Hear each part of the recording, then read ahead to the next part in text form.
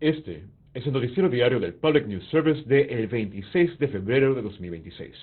Cuenta con reportajes de Mike Clifford, Catherine Carley, Eric Tegeroff, Mike Moen, Frida Ross y Mark Richardson. Un alto funcionario del Departamento de Seguridad Nacional declaró el miércoles, durante una llamada con funcionarios electorales estatales, que los agentes de ICE no se presentarán en los centros de votación este año. Citando a Heather Honey, subsecretaria adjunta para la integridad electoral, cualquier insinuación de que ICE estará presente en los centros de votación es simplemente desinformación. Según NBC News, la ley federal prohíbe el despliegue de tropas u hombres armados en un centro de votación, pero algunos funcionarios electorales han expresado su preocupación de que las operaciones de inmigración del presidente Donald Trump puedan afectar las próximas elecciones intermedias. Mientras los habitantes de Maine siguen resguardándose de la tormenta de nieve, los voluntarios residentes trabajan para garantizar que sus vecinos se mantengan abrigados. Desde 2010, la organización sin fines de lucro Window Dressers ha organizado talleres comunitarios para enseñar a la gente las habilidades básicas de carpintería necesarias para fabricar insertos aislantes para ventanas que ayudan a aislar el aire frío. El director del programa, Donald DeVoyle, afirma que ayudan a ahorrar dinero, pero los resultados a largo plazo son aún mayores. Afirma que lo que comenzó como un proyecto para modernizar las ventanas de la primera iglesia universalista de Rockland se ha convertido en un esfuerzo regional, con más de 50 talleres planificados este año en Maine, New Hampshire y Vermont. Hasta la fecha, se han medido, construido e instalado más de 78,000 insertos.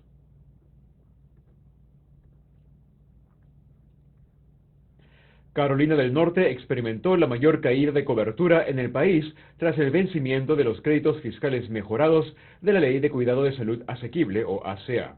Esto según un nuevo informe de Protect Our Care, que revela que más de 210,000 personas perdieron su cobertura de la ACA entre 2025 y 2026.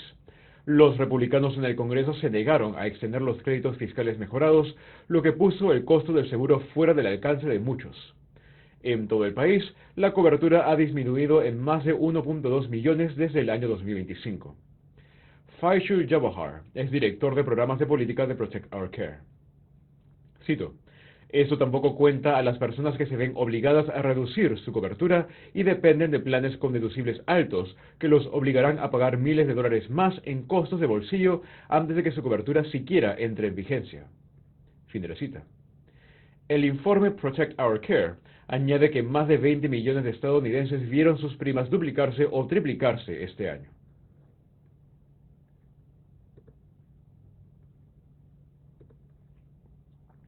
A continuación, en Dakota del Norte, donde la intersección entre las comidas saludables y las escuelas será un tema importante de conversación durante este año. Los votantes estatales podrían decidir si Dakota del Norte debe proporcionar comidas escolares gratuitas a todos los estudiantes, independientemente de los ingresos familiares, si una coalición ciudadana logra incluir la cuestión en la boleta electoral. Mientras tanto, las iniciativas para el acceso a los alimentos siguen siendo una prioridad en zonas donde los supermercados tienen dificultades para permanecer abiertos. Jenna Gullickson es copropietaria de Hopple Grocery, parte de la cooperativa de distribución de acceso rural. Gracias a este programa, las tiendas locales comparten y compran productos a granel, y Gullickson afirma que varias escuelas rurales participan en la ruta de entrega. Asegura que las escuelas aún trabajan con otros proveedores de alimentos, pero la colaboración con la cooperativa ayuda a superar los problemas con los distribuidores.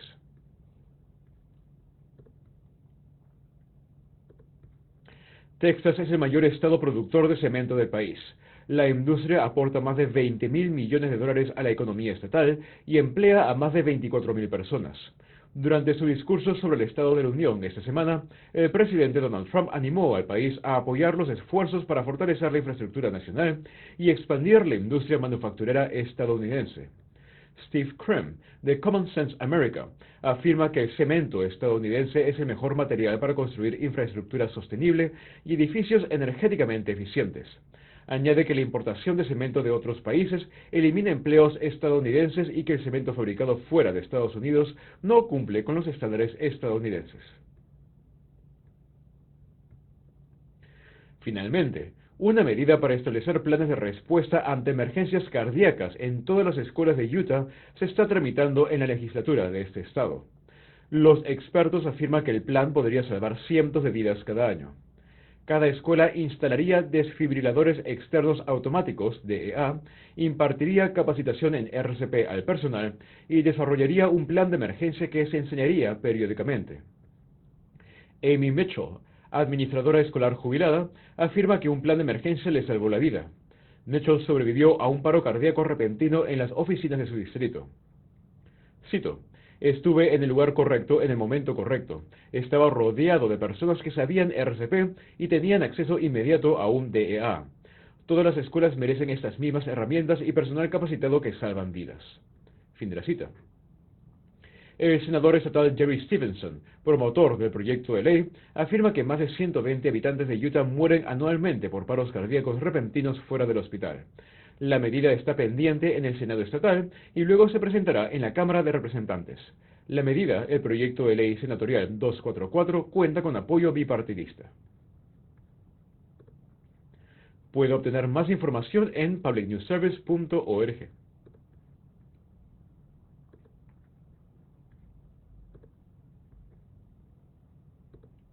De El Lexington Herald-Leader por John Chaves. Los legisladores de Kentucky están impulsando una legislación que debilitaría drásticamente las comisiones estatales y locales de derechos humanos que hacen cumplir las leyes de derechos civiles, trasladando la mayoría de las disputas por discriminación al sistema judicial. El proyecto de ley de la Cámara de Representantes 468, patrocinado por Daniel Elliott, republicano por Danville, fue aprobado por el Comité Judicial de la Cámara de Representantes de Kentucky y despojaría de poderes clave de cumplimiento a la Comisión de Derechos Humanos de Kentucky y a 22 comisiones locales en todo el estado. Elliott argumenta que el proyecto de ley protege el derecho constitucional a un juicio por jurado al ordenar a los demandantes que presenten demandas en lugar de resolver los casos a través de agencias administrativas. Si bien la medida actualiza el lenguaje de ley de estadounidenses con discapacidades, los críticos dicen que va mucho más allá, eliminando efectivamente la capacidad de las comisiones para adjudicar casos, emitir órdenes vinculantes, citar documentos u obligar a declarar. Los funcionarios locales y estatales advirtieron que el cambio limitaría gravemente el acceso a la justicia, en particular para los residentes de bajos ingresos. Raymond Sexton, presidente de la Comisión de Derechos Humanos del Condado Urbano de Lexington-Fayette, testificó que el proyecto de ley debilita por completo la aplicación de la ley, comparándolo con una fuerza policial sin facultades de arresto. Donzella Lee advirtió que debilitar las comisiones locales socava la protección comunitaria de los derechos civiles. Según el proyecto de ley, los casos de discriminación en la vivienda podrían ser trasladados a los tribunales de circuito y la Comisión Estatal no podría recuperar los honorarios legales, incluso si demanda en nombre de la víctima, lo que crea lo que los críticos describen como un campo de juego desigual. Quienes apoyan la iniciativa, incluyendo a Jason Nems, republicano por Middletown, afirmaron que los comisionados no electos no deberían emitir fallos cuasi judiciales sin jurados. Los opositores enfatizaron que las comisiones ofrecen alternativas gratuitas y más rápidas a las demandas y, a menudo, son la única opción realista para las víctimas. Tan solo en 2025, la Comisión Estatal tramitó más de 300 casos. El proyecto de ley fue aprobado por unanimidad en el comité, con el voto de varios demócratas como paso, y ahora avanza en la Cámara de Representantes en medio de iniciativas nacionales más amplias para reducir la escala de agencias similares.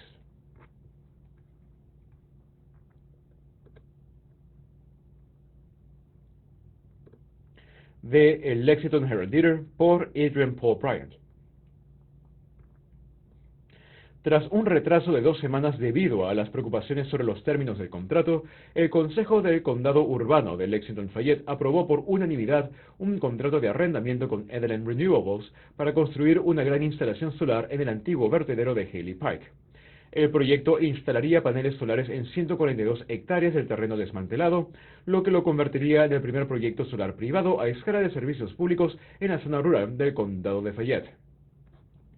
Según el acuerdo, Edelin Renewables pagará a la ciudad $85 por acre, muy por debajo de las estimaciones anteriores de la ciudad de $550 a $850. Los funcionarios municipales indicaron que los estudios de campo mostraron mayores costos de construcción relacionados con la construcción cerca de un vertedero contaminado, lo que reduce el valor del sitio. Algunos concejales cuestionaron esta lógica, señalando que gran parte de la superficie es suelo típico y advirtiendo que el proyecto podría sentar un precedente para el desarrollo de energía solar rural, ya que el vertedero se encuentra en una zona agrícola que la ciudad no tiene la obligación de respetar. A pesar de las preocupaciones persistentes, los partidarios afirmaron que el terreno tiene un valor alternativo limitado y que el proyecto aporta beneficios ambientales y económicos. La empresa también acordó aumentar su contribución a un acuerdo de beneficios comunitarios a un mínimo de $250 por megavatio, en comparación con su propuesta original de 125, aunque aún por debajo de los $750 por megavatio sugeridos en las directrices de la ciudad. Los miembros del Consejo hicieron hincapié en dirigir los beneficios a los residentes de bajos ingresos, mientras que Adam Edelin, director ejecutivo de la empresa, criticó el enfoque inusualmente limitado de Lexington respecto a los beneficios comunitarios. También surgieron dudas sobre el proceso de licitación, después de que Silicon Ranch afirmara que podría haber participado si la solicitud de propuestas hubiera estado abierta por más tiempo. Edelin defendió el cronograma citando la necesidad de comenzar la construcción en julio para calificar para los créditos fiscales federales que vencen, e insistió en que el proceso fue transparente. La ciudad y el promotor negociarán un acuerdo detallado de beneficios comunitarios en los próximos meses, que deberá volver al Consejo para su aprobación.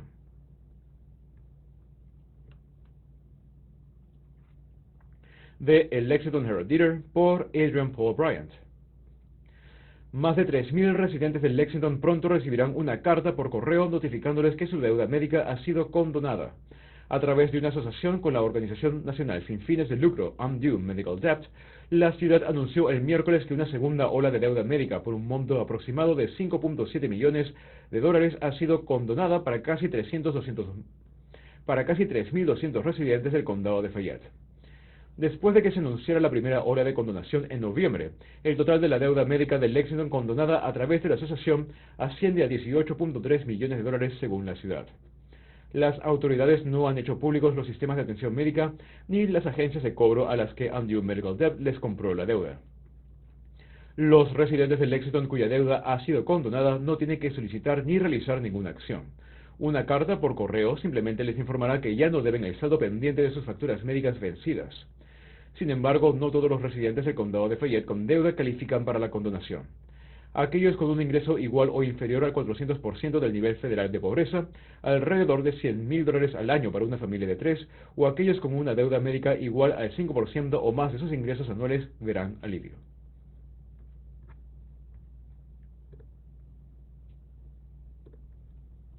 De WKU por Curtis State. El gobernador de Kentucky, Andy Beshear, acompañado por la vicegobernadora Jacqueline Coleman y legisladores demócratas, incluyendo la representante estatal Pamela Stevenson y al ex representante estatal Charles Booker, habló en la manifestación anual de la campaña de equidad en el Capitolio del estado de Kentucky en Frankfort, expresando un fuerte apoyo a los kentuckianos LGBTQ+, y su oposición a la legislación considerada discriminatoria. Beshear destacó los esfuerzos en curso para proteger los derechos LGBTQ+, y criticó las medidas en la Asamblea General de Kentucky que, según los defensores, podrían perjudicar a la comunidad, incluyendo el proyecto de ley senatorial 72, que permitiría a los trabajadores e instituciones de la salud negar servicios basándose en objeciones religiosas o morales. Los organizadores de la manifestación también mencionaron otros proyectos de ley propuestos que están monitoreando en esta sesión. El gobernador reiteró su compromiso con la inclusión, señalando que, a pesar del progreso, no existe una ley estatal contra la discriminación que proteja a los residentes LGBTQ+ en el empleo, la vivienda o los alojamientos públicos, a pesar de que 24 ciudades de Kentucky cuentan con dichas protecciones. Tiene un historial de oposición a medidas anti-LGBTQ, incluyendo el veto a proyectos de ley que atacan la atención de afirmación de género para menores transgénero e intentos de restringir los derechos de estudiantes transgénero, aunque la legislatura ha anulado dichos vetos en sesiones anteriores. Beshear también emitió una orden ejecutiva que prohíbe la terapia de conversión y ha apoyado a la comunidad en cada marcha por la equidad desde que asumió el cargo. Los oradores del evento, incluyendo a Coleman y líderes de defensa, instaron a continuar la participación cívica y el apoyo a proyectos de ley que ampliarían las protecciones LGBTQ+, al tiempo que instaron a los asistentes a resistir lo que describieron como intentos de limitar la equidad y la igualdad bajo la ley de Kentucky.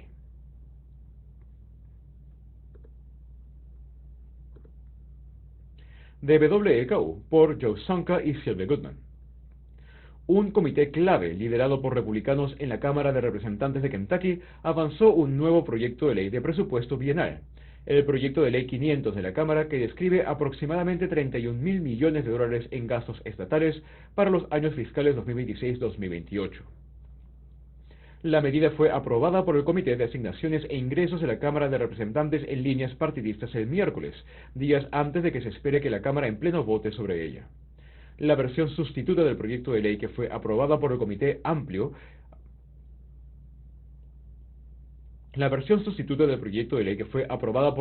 amplió el esquema original presentado en enero por el presidente del comité, el representante Jason Petrie, republicano por Elkton, agregando más fondos para Medicaid y escuelas públicas K a 12.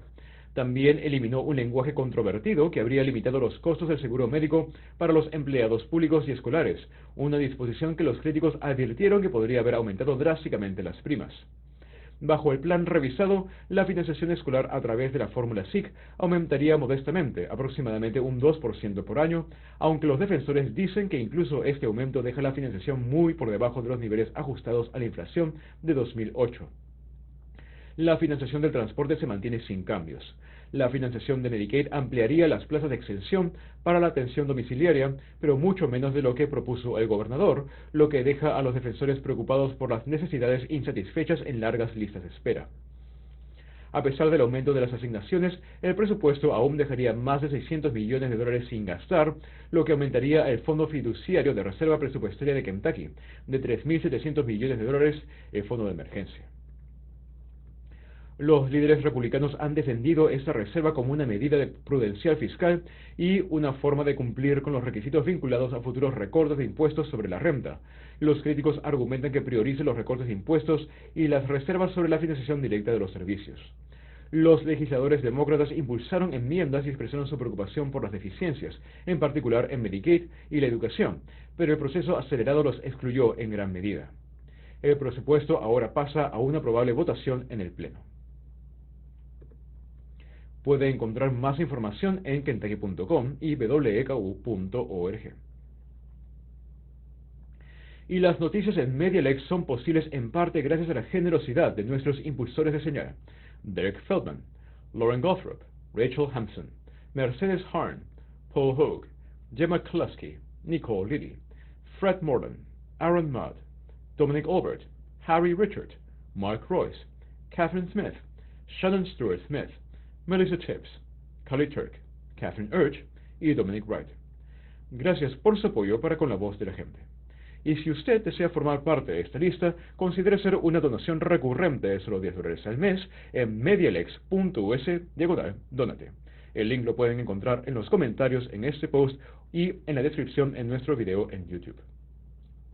Las noticias se repiten hoy día a las 12:30 de la tarde, a las 5:30 de la tarde y a lo largo del día en WLXL 95.7 FM en Lexington, Kentucky, en nuestra página web medialex.us y en nuestra aplicación móvil. Yo soy Diego Espinosa, muchas gracias por escuchar, nos vemos mañana con nuevas noticias y que tengan un excelente día. Hasta luego.